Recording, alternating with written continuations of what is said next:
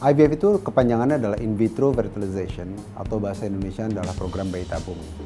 Nah, program ini memang bertujuan untuk mempertemukan sperma dengan telur di luar dari tubuh manusia yang nanti setelah kita kultur di laboratorium embriologi, kita akan mendapatkan embrio yang nanti akan ditanamkan lagi ke dalam rahim si ibunya. Pada dasarnya dokter akan menganalisa dan mengevaluasi dengan melakukan proses namanya screening. Jadi akan dilakukan tes USG, tes darah, dan itu adalah bagian yang penting. Dari sisi pasien, memang yang diharapkan adalah pasien itu datang dalam kondisi yang tentu sehat. Dan kita mengharapkan untuk angka keberhasilan yang lebih tinggi pada wanita yang lebih muda, tentu kita sangat mengharapkan pasien itu tidak menunda, sehingga usia itu sangat berperan sekali terhadap angka keberhasilan.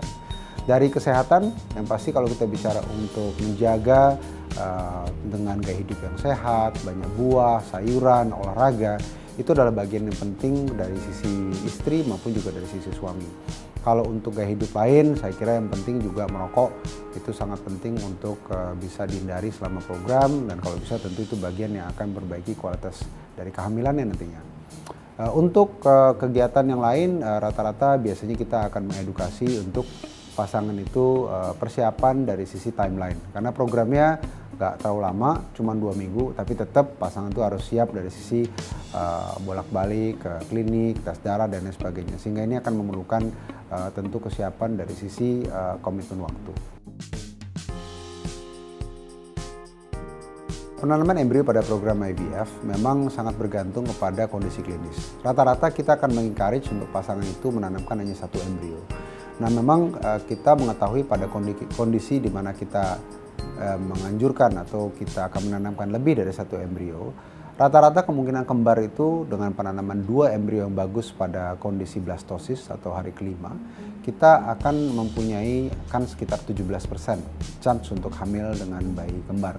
Nah, problemnya adalah kita menganggap ini adalah merupakan suatu resiko andai kata kita mendapatkan kehamilan kembar. Tetapi tentu ini adalah suatu hasil yang kita harapkan untuk bisa dikurangi resiko tersebut. Oleh karena itu memang kita mengencourage untuk pasangan hanya menanamkan 1 embrio.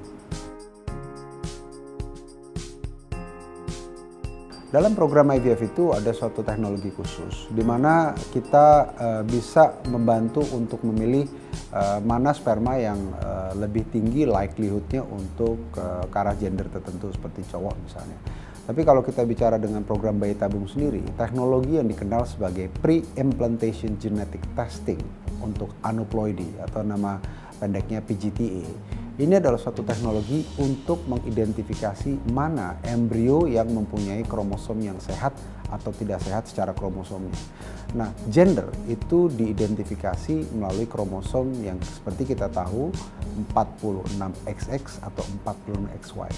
Ini dapat didapatkan informasinya dari hasil tes PGTA tadi.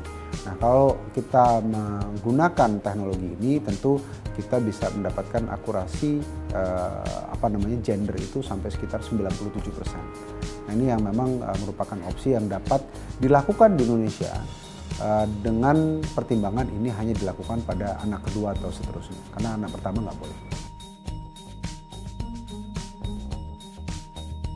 Rata-rata bayi tabung itu akan berkisar antara sekitar 70-80 dan kadang-kadang kalau memang usianya sudah di atas dari 35 dan telurnya sedikit, biaya itu bisa mencapai 90-100 kadang-kadang. Tapi dalam hal ini memang sangat bervariatif. Nah, memang message-nya adalah semakin muda, semakin rendah dosis yang obat yang kita berikan, akan semakin rendah biaya yang akan dikeluarkan selama program.